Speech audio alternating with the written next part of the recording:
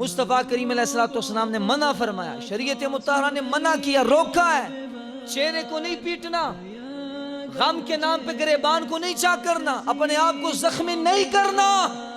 سنو سنو، صحیح بخاری کی 1294 نمبر حدیث اور صحیح مسلم کی 103 نمبر حدیث، حضرت سیدنا عبداللہ ابن مسعود رضی اللہ تعالیٰ عنہ کے راوی ہیں، پیارے آقا صلی اللہ علیہ وسلم نے ڈانٹ کے طور پر ارشاد فرمایا، لیسا منا من لطم الخدودا شق الجیوبا ودعا بدعوى الجاہلیتی۔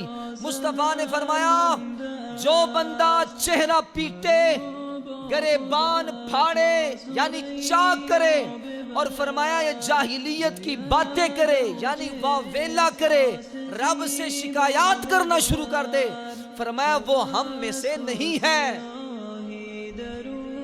تو کیا بات ہے، کیوں لوگ سمجھ رہے ہیں کہ بھائی غم کے نام پر اپنے آپ کو مارو، نقصان دو، اور اس کو عبادت کا نام دے؟ نہ نہ، ہمارے لیے رب کا قرآن بھی موجود ہے، نبی کا فرمان بھی موجود ہے۔